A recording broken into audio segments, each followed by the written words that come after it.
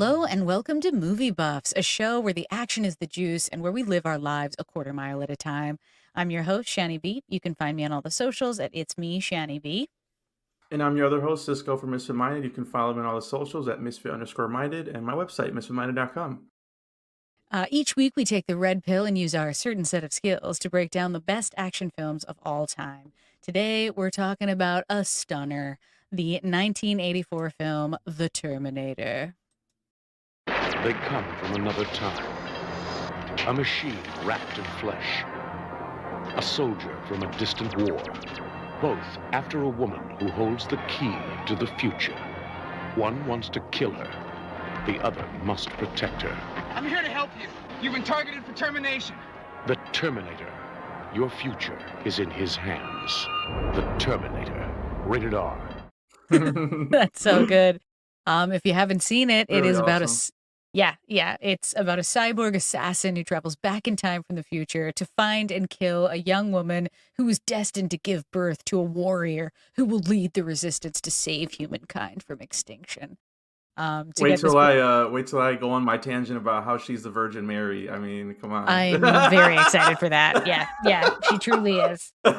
Also, yeah, we'll be talking about, we'll have to touch a little bit on the franchise as a whole and joke around about the ways they have worked this original IP to keep this thing going, to try to evolve it. Like this, watching that trailer was really interesting because it's so straightforward and tells you what you're kind of in for, but it's not going to give away, what's so great about this movie. So I'm glad we're doing it this week.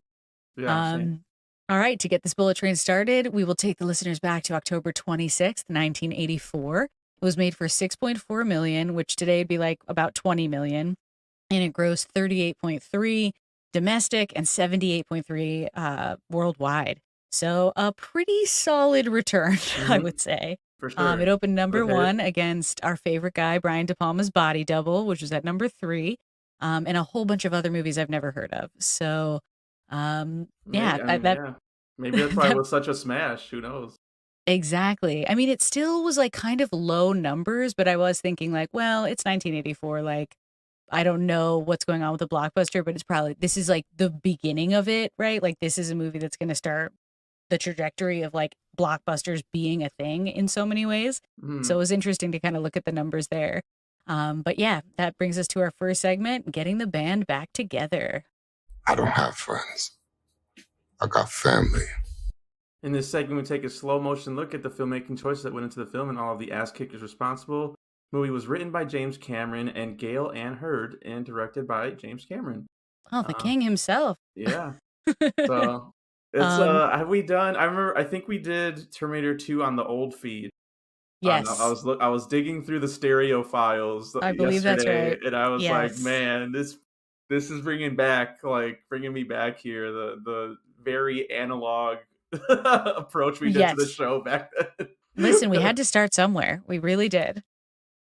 But we did T2, and because I remember, I just wanted to make sure I wasn't like, we didn't do this film first of all, and then I wasn't copying like stuff that I had already said, basically. But I'm sure I will anyway, just because this one and T2 are so tied together, which we'll talk about.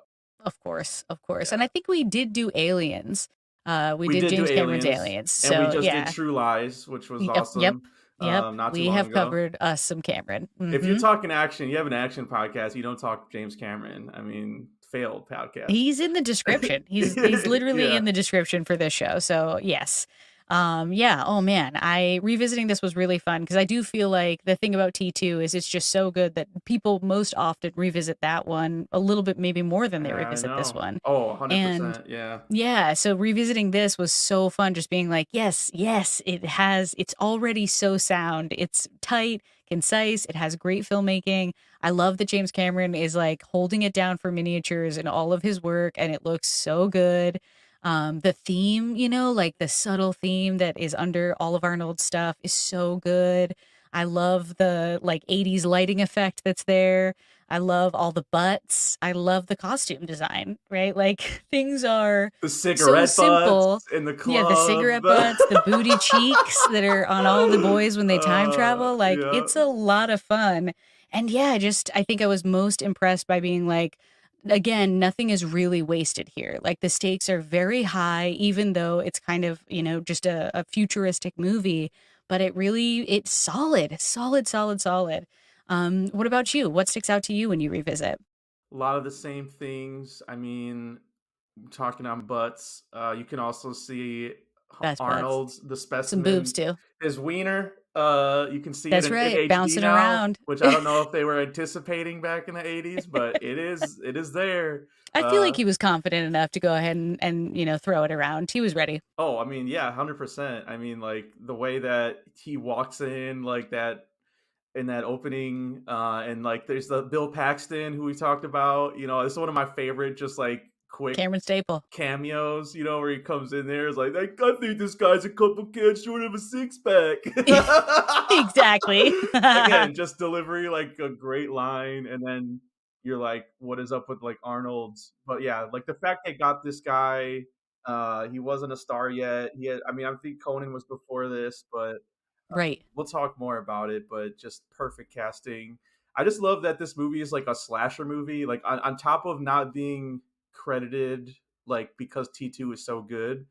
I Right. think James Cameron gets put into the action kind of guy more often than not. Like people go, yeah, he's good for making sequels that are like action and better than the original or something. Like I've heard that before. And Right. it's like, yeah, like T2 definitely goes more action, but like this one, just like Alien is a straight up slasher horror movie, so is this. Yes. Like there's Yes. no denying, like having just rewatched it, I'm like, this, the way they talk about the Terminator and like is exactly like Michael Myers. Like there's no, like basically Michael Bean's character is Loomis, like he will Yes. not stop. He will keep coming, it's like Yes.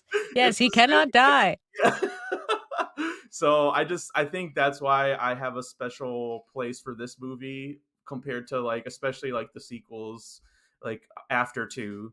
Like Right. Yes. I think one and two like are just such a perfect melding of genre and Solid. with the characters, like the growth of the characters, like everything. Like they should have just stopped there, but they have to like keep redoing it and let's get time travel before the events and during the events of the first Yeah. Terminator. It just got so convoluted. it's Yes. it's it's so Let's crazy. try to hand this franchise off to people that cannot carry it the way that these original folks did. And And this that's no one, hate on them. like you said, and what the trailer said, it's so simple. Like it's for a time travel movie. Like we're so used to like so much exposition and shit now, and it's like basically get Kyle Reese dumping this on her in the middle of a car chase, and that's it. And it's like Yep. there's not really any long flashback sequence or anything, or like like I don't know. It's just the way they handle it. I'm just like, that's perfect. You don't need any more than Yeah. that. We don't have time for that. Don't This have dude is time. coming, right? And then you get his confession to the cops, which like they're laughing at, like Of course. I'm gonna make a career out of this guy. In scientific terms, he's a He's a loon, loon. right? That guy is such a dick, and he's one of the guys I was talking about that returns in T2, where you're just like, oh man, fuck this I knew guy. it. Yeah. You know what I Is mean? he Like, also a shitty psychiatrist in Aliens? Does he also treat Ripley like shit? I feel like possible. he. I don't I know. feel like I was like, I feel like this guy's also a jerk off doctor in Aliens, but maybe he just is so good at it that I can't forget it. And I'm one of those people that watches T2 and revisits it more. I will admit that. But when I do rewatch this one, I find that it's the perfect starting point. And like, just because there are sequels that I prefer more in certain franchises, like that doesn't mean, the original is just not as good. Like I find it's so perfectly like how they play it. I'm in awe, like the stuff. Yes. I mean, they play it with a straight face in this one too, but like we get to see John Connor in the next one. But I guess the whole Arnold switch is just like the most genius shit ever, where it's like You don't see it coming. you don't see it coming. He's so terrifying in this one.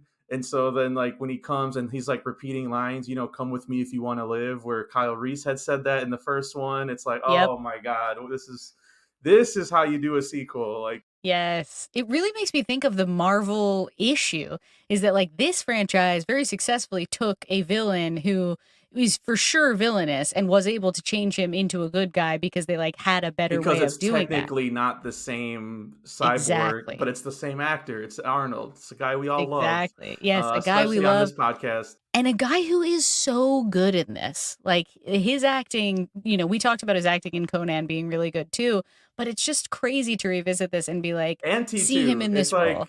It's like Yeah. and that's what makes Arnold such a great actor. Like I know we're stepping on the next character, but it's like that he can be just a killing machine in this one and nothing more and play that with conviction. And in the So grounded. sequel, he's doing a stepdad comedy in the middle of this Yeah. story, and that's believable and funny. Like he's got it. He's a star. Like, and that's why James Cameron wanted him. You know what I mean? Like he knew this guy. You see him in his leather jacket and this shotgun, and like there's just some guys who just have it.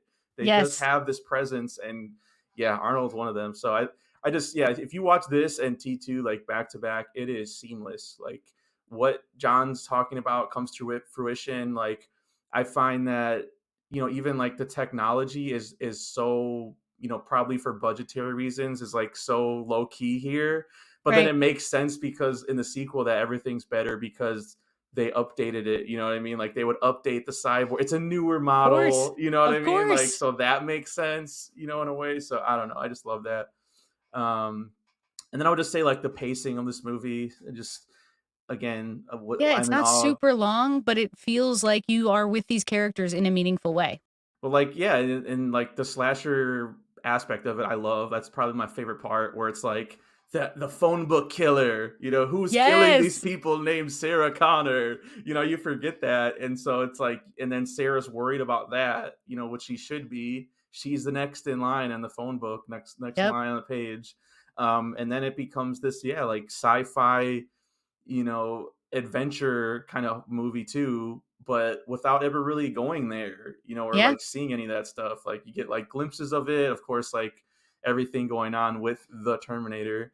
Yeah, you get some PTSD, but it's more sort of like premonition, traumatic stress It's disorder all because it's it's like all the gonna happen. performances. It's all the Yeah. performances of the two main characters and this unstoppable force that's coming to get them. And again, you can replace that with a xenomorph or Michael Myers or Jason. It's just like it's Yeah. the same thing. Yep. And it's just because this one deals with robots that this gets pulled into sci-fi territory. But it's like, well, Alien has a spaceship. Does that not make it a slasher? Like Right. That's it's true. that's sci-fi-ish too. It's or in Predator, same thing. Predator is an alien. Yep. Why is that Yeah. not considered sci-fi? But It's very interesting how like sci-fi horror is a kind of blended genre where it's just able to benefit from the best of both of those worlds without truly fully having to commit to either if it doesn't want to. Like it mhm. can choose to, like some of the alien movies I think lean harder into the sci-fi and or lean harder into the horror. And the same thing is true with like the Predators and all of them, but like there is something about how horror is what allows things to never die Yeah. basically. So by sci-fi bringing it in and being like, and also maybe we'll prove that with science, I'm game for it. Well, even with all that, like I love this movie is so 80s. That's another thing I love about It it, where really it's is. like it is a 80s slasher, and like so I was reminded of like Maxine, and like this is what Maxine is like. Honestly, what they're throwing back to, like Yes. her in that club is like the tech noir club that she goes Dude, to. I wish that was still around. I want to go there so bad. And it's glorious, like, and everything 80s about this I just love, like the hair, like her Oh my little God, the like hair, dude. her The little like hair. scooter that she's riding around in, Yes. like Yes. I love that. The headphones that are like getting tangled, Yeah, oops. listening to a Discman at all times, or I guess a It's Walkman, right? it seems like just again like it feels like such a period piece, which is again it dates it, but at the same time it you also like that's also kind of a benefit now because you're like, oh man, these people in the 80s, they didn't have anything, like how are Yes, they going to stop this Terminator? Like it exactly. It actually works. like ages it better in a way, Yes. you know what I mean? Yep. It um feels authentic. and yeah, and then I guess like I'm with you on like the music. I love the music, like the score in here is just such a banger, and like they reuse it in all of them basically. So It's when stellar. that happens, you got it from the start. Mm-hmm. I also like the subtle, like some movies do this. I like when they subtly change it, like depending on the mood of the scene or whatever. So like when Yes. things get a little hot and heavy between Kyle Reese and Sarah Connor, you get kind of a romantic Yes. Yes. Yeah. This like still there, but it's like played maybe a register up. yeah, Right. like a lighter, there's this different mood here. Like even though I we love have this that. like war vet with severe PTSD and trauma, like Yes. Yes.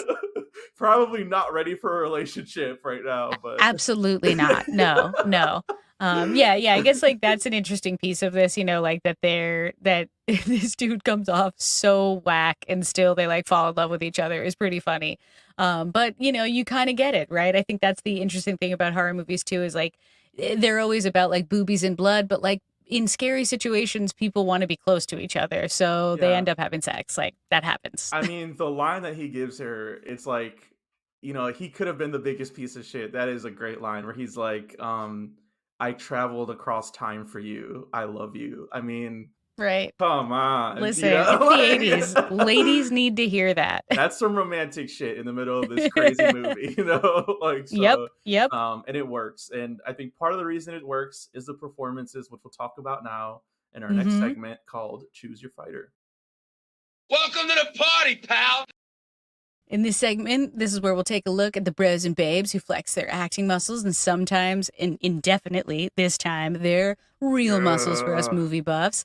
The film stars Linda Hamilton, Michael Biehn. Is that how you say his last name? Yeah, that's how I say Okay. it.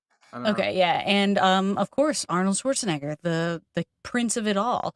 And you're right, the performances in this movie, they are part of what grounds, such a crazy story, and they're part of what like keeps you really engaged in it, even if you know what's happening. Like I Yeah. know the story of this movie, I've seen it a million times, but I'm still like, glued to the TV while it's happening.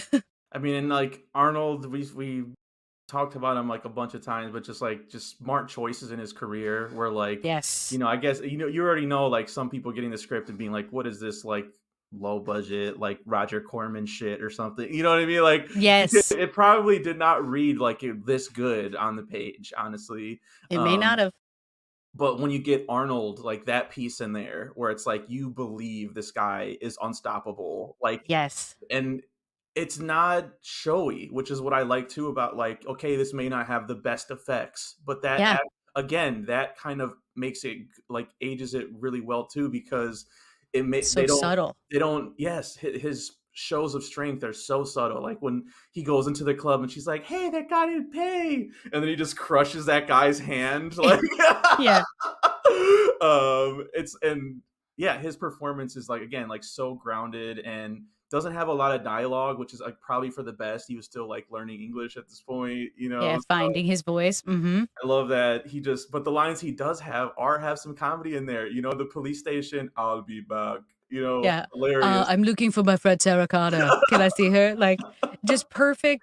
Again, like not wasted. Because, like, sure, maybe he doesn't have a lot of lines because they were concerned about his delivery or whatever. But it's also like he doesn't need more. He's not really here to No. do anything other than kill this woman. And he is doing such a good job at being like, when there is an obstacle, all I'm going to do is get around it. That's why like a lot of slasher villains don't talk. They don't need to, Nope.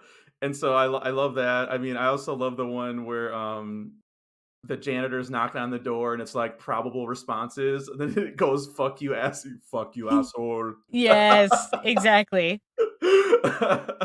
Again, he could just sell that, and again, he walks that superstardom line because there are other foreign actors who have accents that are just not charismatic enough to carry.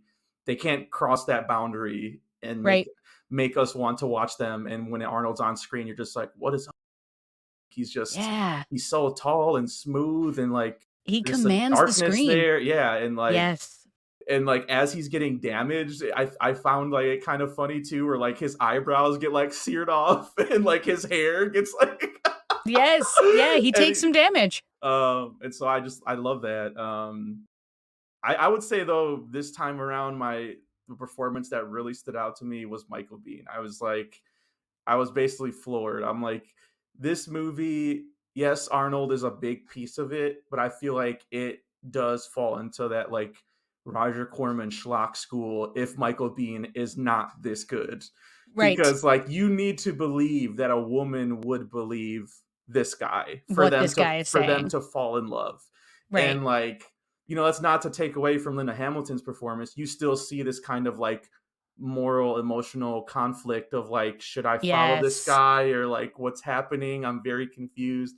But he just sells it like we said, that soldier with PTSD. It's like you believe this guy has seen some shit. Like Well, there's just something authentic about that too, that like, you know, like he hasn't seen that stuff and it hasn't turned him into a monster. It's like made him more of a vulnerable man. And that's part of his performance too, is that like he is capturing the vulnerability of a man who has seen horrific things and who is desperate to save this woman to make that's sure it. that, That's you what know, it the is. future takes It's place. the And I desperation. think yeah, I think that Yeah. really resonates with her because, you know, like when we first meet her, she is dealing with like some dude who drives a Porsche that like can't show up on Friday Just not night, you calling her know? back. Yeah. It's like Exactly. And it's like, okay, so that's the dilemma of young women you in the deserve 80s better, Queen. especially. Like But exactly, right? The dilemma is like, do I have this rich guy who's going to give me like lavish things in my life, or do I want like a real man who is going to be raw and vulnerable and tell me the truth about what he's afraid of and what he wants and what he this guy needs?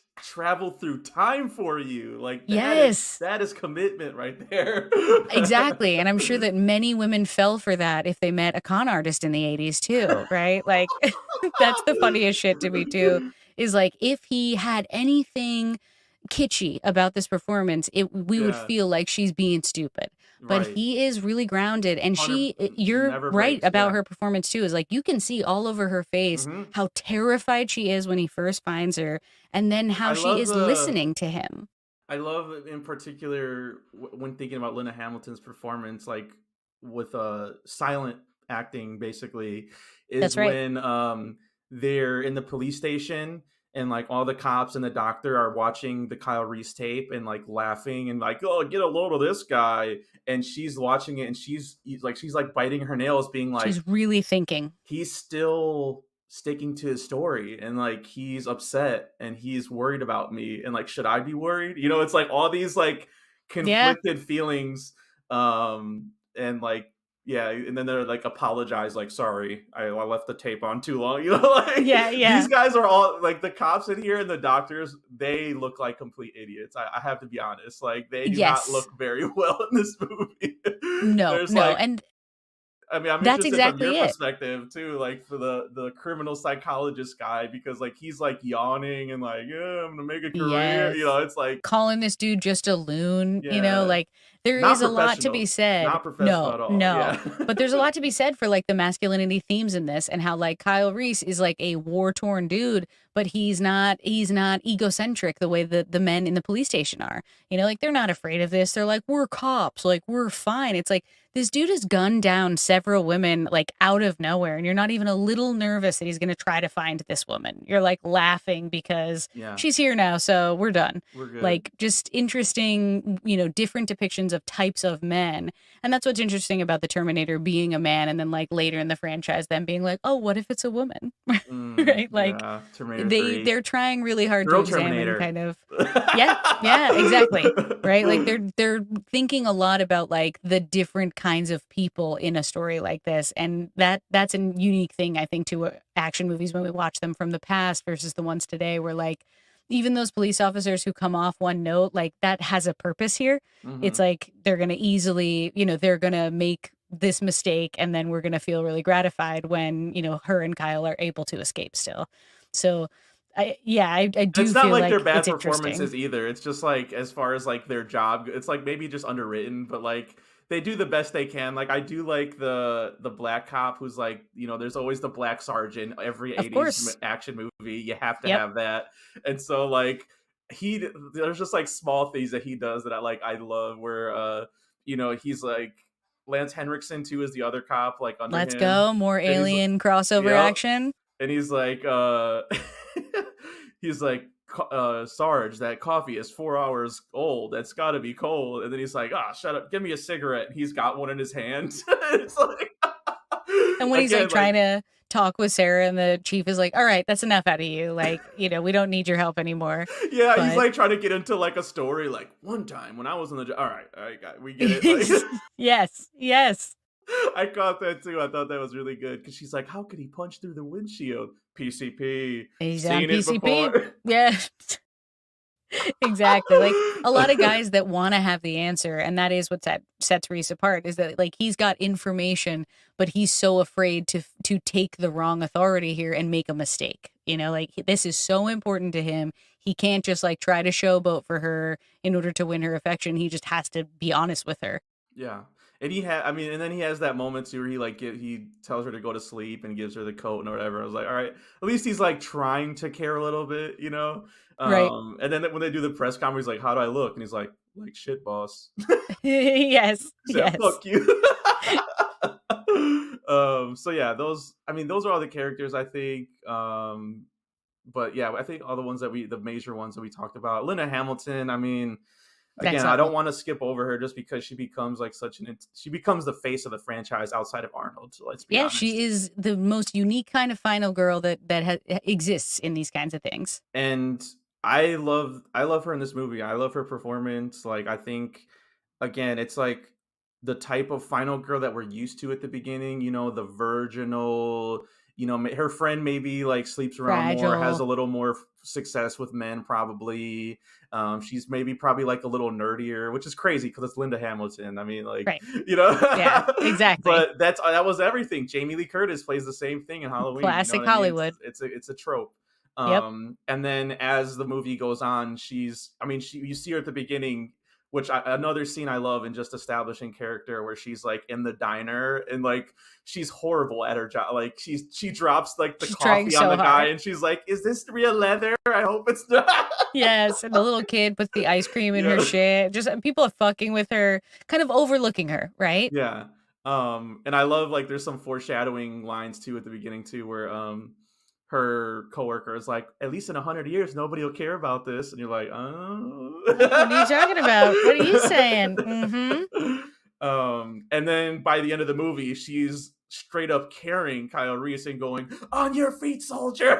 That's You're right. She's like, I have to whoa. embrace my own future, right? Yes, and I mean, there were again, we talk about this tricky line of like romance in action films, and in this case, like a borderline sci-fi horror film too, where like, is there time for it? No. Is it believable though? Like, do they make it believable on the time they do have? I would say this movie 100% yes. Like, It finds a way. it finds a way. It's like it doesn't happen like in the first scene where they're like it's like they're on the run for a while. I love the scene when they're in the tunnel and Yes. she's like tell me, like, talk to me, like to try and go to bed. Like again, more vulnerability from both of Yep. them.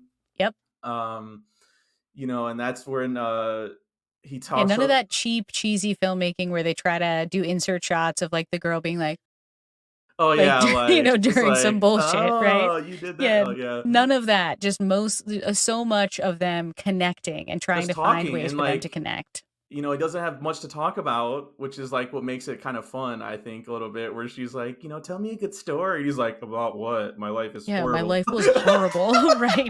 The future is so bad, dude. Like, it's really bad. I think she kind of underestimates. She's like, oh, I love dogs. Dogs are what we use to make sure big that there are no Terminators. cyborgs coming through. Oh my God, She's like, yes. Jesus Christ. But it's like, yeah, that's what makes it believable. Like he's not bullshitting you. No, he's not trying to sugarcoat it to get you to do this. He's really like, in a way, he's truly giving her the opportunity to consent to the future story, and he knows how important it is for her to sign on, because he can't just like if he were just to like force her to have a baby or something, that would also not create the future he's after, right? He needs her to basically embrace the fact that like she's going to be the first round drill sergeant because she's going to raise John Connor so that he can save everyone. But without her, the whole thing doesn't work. Right? Like if she just got pregnant and had a baby, like he wouldn't become the John Connor he's supposed to be unless she becomes the woman she is in the second one, which is, why the first two are so good together. And it does that Star Wars thing of like, the Obi-Wan gives Luke, the basically like the hero's journey mission, basically like the chosen one kind of thing, and then you find out later that like who Obi-Wan is. And I Right. love that here too, where it's like, you give birth to the guy who stops the invasion, but then also like gives her a lot of credit too. He's like, it's not just about the son. Like I like how he does that, where it's like, Yes. you're a legend basically in our time, and like you trained. It's not John Connor is not because of who he is. That's right. It's because you trained him since he was a kid, That's right. like to do all Yep. this stuff. And I love how at the end she's like basically recording a podcast for John Connor and being like, I'm just gonna tell you all this stuff. Like it's so good.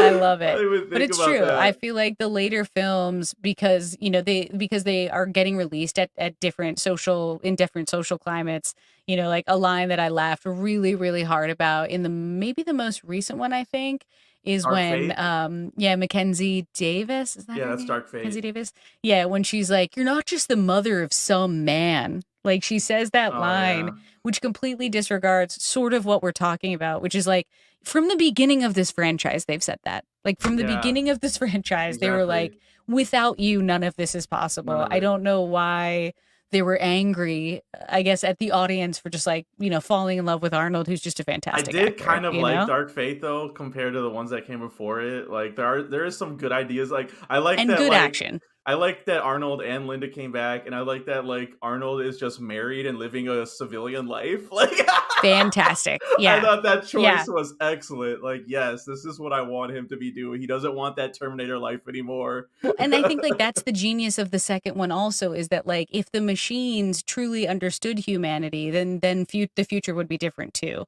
And that, I think that's like the crux of this whole thing, is that Mhm. like the machines think they know better than the future, or than the humans in the future. That's the problem of this And again, movie. you don't And get specific. across It's very general. Humans right. get smarter. It took them less than a second to see humans as a threat. That's all we know. Exactly, We exactly. don't And know in the why. future, the transcended cyborg that is Arnold will understand the human race in a way, and Hmm. then everyone is stronger for it, right? So Yeah. I do feel like that as the franchise goes on, they try to find these through lines, but yeah, I just feel like it starts in such a legit place, and it is because of her. Like, like you were saying, she's sort of like the Virgin Mary of this, but it's like, Yeah. yeah, somebody had to carry the Messiah, you guys. Yep. Somebody Somebody has to had to do do it, it. and only ladies can do it, except for that other awesome Arnold movie. What And is I it called? like. Junior, when Oh yeah, Arnold that's has a good. baby. That's I such a like sweet that she one. pushes back against it too. Like again, like what a lot of final girls are not. It doesn't. They're not. They don't turn into it right away. So like when she's like, "You're talking about me in the past tense and things I haven't done yet." Yeah, this is wild. This is wild. Like I don't have. Do I look like a soldier? Like, Yeah, like who's this guy that's gonna that I'm gonna have this baby with, because like I want to not miss him when I'm supposed to meet him, and it's like, well, oh, he's but right here, that queen, and so that don't worry. again, that reveal is like genius too, because it's like, you can sort of assume at a certain point, but like I don't think I knew that the first time I watched it that he was the father. Like that No, not was like, necessarily. whoa, especially because like they do such a good job of like he knows John, and it's like you just don't think like they feel like peers. You know what I mean? It's like how could this? But then I mean, they are, yeah, right? Like you only forget the about the time time traveling travel. lets it happen, right? Totally. Yeah, So that was it's so unique. smart when you piece that together, because again, it's like they don't spell it out for you. It's kind of like at the end, she kind of talks to like, let me tell you about your father. I owe you that. Even though, again, time travel rules. It's like, ugh, should she? But she does sort of Like, try and question those things, because yeah. she's like, will that change your mind? Right? Hmm. Like, how will any of this work? And I will say, like, again, while I don't love those other later ones, when Jason Clarke is John Connor and he sends Kyle Reese back, I feel like he is like trying to Is encapsulate that the that. Jai Courtney one? Oh Yes, God. I'm not a huge fan of that one. But I'll say that like Jason Clarke as John Connor, when they're deciding to send someone back and they show us the scene of John Connor choosing Kyle Reese, I Hmm. feel like Jason Clarke gets it in that scene. Like that he's Yeah. sort of like, I have known you were my father this entire time, but I never tried to let on about that. Just like how Sarah's like, you have to call me Sarah because people can't know I'm your mother, or like this Hmm. whole thing doesn't work out. Yeah. And I do feel like he kind of got the assignment. Now, the rest of that movie is something else, but Yeah. the idea of like how they're trying to create this very delicately not disrupt this story by going back in time. I think they do it pretty well. They think through it pretty well. Yeah. And they just don't, because you never see the future, right? So Right. it's like they can kind of play loose with it. I like that the picture that he talks about, you see it being taken, and I thought that was like such a poetic like button and Yeah. like beautiful, like, because he says, he's like, I was wondering what you were thinking about in that moment. She was thinking about you, dude. Like, she was Word. thinking about you the whole, like, that was so great. Like, I love Yeah. that. It's true. Um It's true. Yeah. This movie, we could go on forever and I ever about this movie. know. So yeah, let's get into some of this more specific stuff in our next segment called The Need for Speed. Pain don't hurt. In this segment, we do what the Oscars don't: honor the amazing stuntmen and women for their death-defying work and pick out the punch that knocked us out the most. All right. Well, I mentioned I wish that Club Tech Noir was still around. I want to go there. That's definitely like up high on my sort of like I guess stunt sequences, because there's a lot of stunts in this movie, like small and Oh, large. But, yes. just running through basically going through the Club Noir, shooting everything, getting into the car, like being on fire when he's trying to like still chase them, punching through the windshield. Like it's just a great sequence where there's like stunt after stunt after stunt after stunt, and it goes on for a while. And I love that about like Yeah. older movies, their sequences. They always pack a lot of stunts into a large sequence rather than just like one scene, which I really appreciate. The 18-wheeler stuff is so good. I just love that James Cameron, he loves to use an 18-wheeler, man, and he's so good at Mhm. it. The crash of that, the But then explosion up on in the T2, you get the nitroglycerin yes, yeah, he takes it up 18-wheeler. a notch, Yeah, we right, got right. hot in the first one. Now we need to cool it down a little bit. That's right. Yes. Driving that thing all over the road and like chasing her down the street, and it's such a good one. But I think like, in terms of like effects stunts, it's all the prosthetic stuff, the Yeah. eyeball, the animatronic head, the stop motion thing, like just so thought through in a way where they can't just like use computers so it doesn't look super glossy or out of place, but that they like thought through this storytelling so well, and then they had to build it with their hands. And I just love that's like my favorite part of revisiting this is like how good that arm looks, how amazing the like face piece looks with the eyeball once he started to lose his eyebrows and things like that, like we Yeah. were talking about. It Well, I just just love looks his so good. solution to that is just like, these shades are big enough for people. Exactly. Yeah. Exactly, right? I'll just cover it up. I don't this is 84. We don't have the Yeah. technology for me to make these repairs, so I'm just gonna have to cover it up. Yeah. And yeah, that big factory showdown with like, breaking in half and all of it. It's just so lots of really good effects and stunts happening across this movie. What about you? Agreed on a lot of that. I will say, like, I really like all of the car chase scenes. There's a couple of them. Again, just because like that's how you should do exposition in movies if you're gonna do it. Like, we talk about that a lot, where it's like, in these Bourne movies, you're on the run. These there's a certain types of movies that do it right. And I think this is one of them where Kyle is explaining to her what's happening while driving away from this Terminator. Yes. And again, some great scenes with that, where do exactly as I say. What I do, as I do it. And she like bites him on the hand. He's like, they can't feel pain. I can. Don't Please do don't do that that. again. Yeah. So there's just some great moments in there. I guess if I had to pick one stunt with that, there's like the one where they pin Arnold into the wall, and you see like the stunt, like, that's probably a dummy, but like a dummy, he like comes out of the window, kind of like Yes. looks so good on that. I just, like you said, all of the scenes with the Terminators, stop motion at the end. Like, I vividly remember seeing this on TV, like with my family growing up, and I was like, this shit's fucking scary, like that. Because Yes. it was like her crushing him in the factory, like that whole sequence, where I just like, what would I do if a robot? You're just like, what can anyone do? You know what I mean? Like, Yes. so I think those like still really hold up. Arnold, yeah, with his eye, looks a little like, wonky, but like, it's still, I just love those things. You Very know what I mean? impressive. Like, and then like, yeah, the one with the hand where you see like the veins, like the robot, veins Yeah, like they're like poking sort of out. tendons, but they're just Yeah. machines.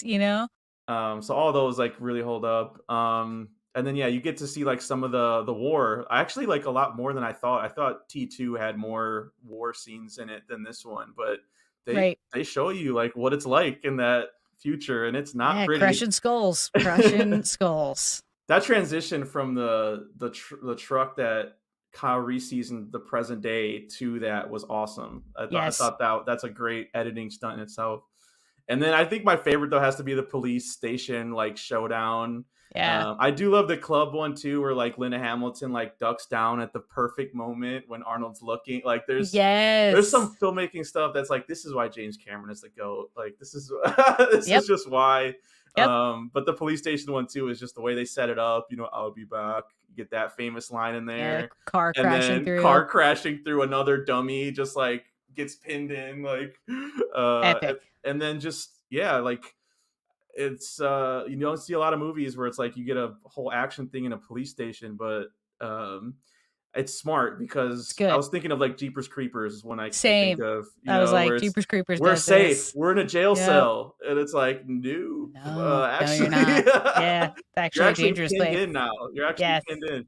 Yes. Yeah, so let's take it to our next segment though, called Death Proof. If he dies, he dies. Yes, this is where we'll take a look at the movie's body count and see who bit the dust the hardest. All right, what are your top 3 kills? There's a lot in here.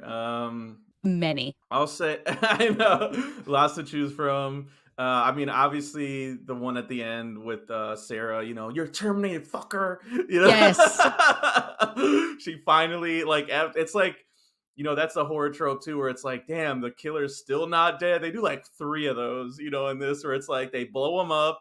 You know, they like with the 18-wheeler, they blow him up again with Kyle, and then still got the torso coming. So I love it. That one's gnarly. I love that he punches the first goon through the stomach at the beginning. Him. I think again sets a precedent where like, whoa, this guy is either like superhuman, super strong. Again, first time seeing this, you're like, what is happening? Like he just punched through a guy's stomach. Right. Sarah's roommate, her boyfriend, I think is a good one. Yeah. You know, because you got another trope, you know, wearing the headphones, doesn't know what's going on, you know, making sandwiches. Yeah, the biggest sandwich ever with a full glass of milk too. Damn, and her boyfriend's just getting murdered in the other room. I kind of had some nitpicks about that. You would hear glass breaking with headphones. Like, I'm sorry. Yeah, the sound's not that good. Come on. And then I guess one I really like though is probably my favorite one is the Dick Miller when he's buying the guns, you know, because then you get other great lines embedded in my brain, like Uzi 9mm. Yeah, you know? Oh, you really know your stuff. This stuff's going to help keep your house clean or your house safe or whatever. Perfect for home protection. Anything else? Yes, plasma rifle. He's like, hey, this is what we got on the shelf, buddy. Right. We don't have anything like that. Yeah. Dick Miller, just a cameo icon. So the fact that he gets killed by the Terminator in this, I just had to put it in there. Like, you know, epic. You can't do that. Wrong. Yes. Yeah, I agree. There's so many good deaths in here, so it's really hard to choose. But I do like killing all the Sarahs. You know, the slasher piece of this is a lot of fun. And you know, the roommate kill is good because it's like, of course he doesn't know if that is or is not Sarah Connor. And, you know, unluckily she just has to call the voicemail when he's there so he can figure out that he has killed the wrong woman. Yeah, you also get the first one too. They show, you know, Sarah Connor. Yes. Yes, exactly. And the slow-mo total murking this woman who has laser dot. Ooh, right, who already has kids. So it's like, if she was the real Sarah Connor, that'd be another way to create a John Connor. But it's not. I also have the police station here because there's so many cops like flying through the air getting murdered, and you know, it's nice. Lance Henriksen and his boss, both of the ones we mentioned in the same scene. Right. Later, Gators, they're out of here. But I think the one kill that always sticks with me is every time I'm always like, that's right. He goes up to Big Bear and fucking murders her mom and then uses her mom's voice to find her, which is just so another like she doesn't get to reconcile it. Yeah.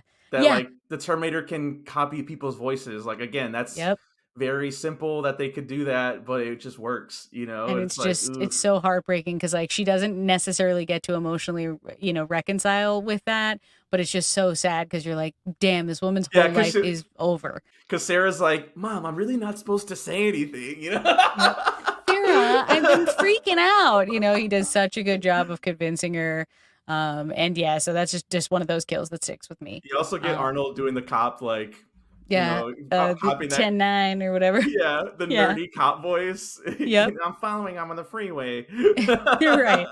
Coming up on the suspect, right? Exactly. Yeah, it's subtle, but all of these things they make this feel, like, oh man, it's going to be really hard to beat this guy, and still we get there. Yeah. That takes us to our next segment called Exit Wounds. Come on, don't bullshit me. Perfect. This is where we talk about the film's imperfections, decide whether they're fatal hits or just minor flesh wounds. What do you got? Simple. I don't know why Sarah's roommate's boyfriend is so cringe and like straight smooching Sarah like on the neck. I know. Why is every dude in the 80s like also like all of my girlfriend's friends are my girlfriend too? Like why is that like a thing? And it's always the friends are always okay with it too, where it's like it's not her actually. Like Sarah's like playing with them. Yeah, even Sarah's like, ooh, this is kind of hot. Like, yeah, I don't love that. And then just the other thing too of like a lot after rewatching this, it was like there's actually a lot of evidence that like she might have some paranoia issues, but like her getting fully committed and then like completely disregarding like her experience and the trauma that she went through in this first film like doesn't quite track for me. So I'm gonna have to go back and now watch the second one to see like why have they fully committed her. But that's really it. Like otherwise we talked about how pristine and sound so much of this stuff is. Yeah, I guess like I was thinking a little bit about that too, where like at the end, like she just drives away to Mexico, like no questions asked, like there's no follow-up investigation. That's a good point. Yeah, I guess maybe because she disappears is like what lets them take her away. She just immediately drove away, didn't say. I mean, she has nobody really, except for that literally. Doggy, yeah, just a pup. And then it's just time travel stuff. It's just it's best just not to think about it, which I don't when I watch these movies. But exactly. It's just, and even Sarah kind of disregards it at the end too, where she's like, "Am I not supposed to be telling you this stuff? Oh well, screw it." Right. And but like predestined stuff versus like what you're doing, because now he's dead. So how in the future is he going to exist and then tell her that, but like because he never existed at that time, so it's all good for him to die at that time. True. But that is when some of the later films start to get pretty dodgy because they have to figure out a way to work with that. So I don't think about it. That's it's the best way to do it. Safest. Which brings us to our last segment, Game Over, man. What a picture. Good picture, yeah. That is so much fun. I love that stuff, the killing. A lot of killing. And finally, this is where we will rate the film out of 5 machines. All right, what do you give it? I'll give it a 4. I think it's really solid. Again, Same. I still prefer the sequel. We are action movie buffs, so that is more actiony. Right. I'm always a sucker for like, the lone wolf and cub stories. And so that's like probably one of the best of them.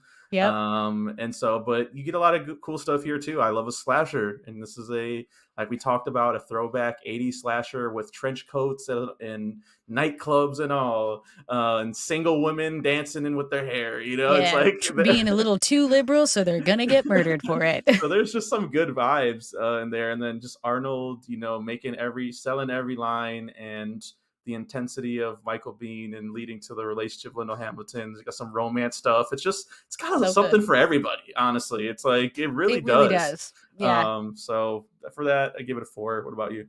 Awesome.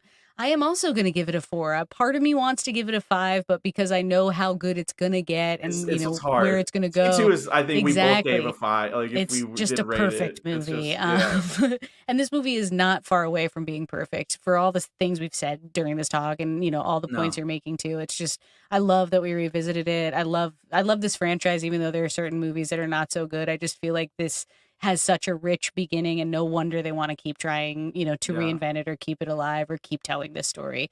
Well, it's just the sequel just took every idea here and elevated it to like the highest degree. Exactly. It's like it's still good, but that was cream of the crop in the sequel. Perfect. So yeah, truly perfect. Yeah. Awesome. All right, I think that wraps it up for us. Let's remind the people where they can find us.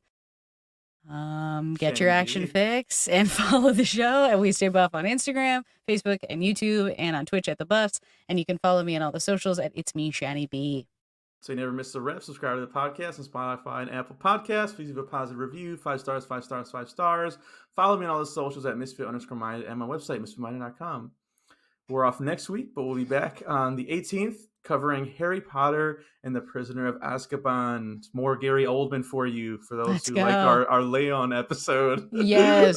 So thanks again for listening. We'll catch you next time for another edition of Movie Buffs. Until then.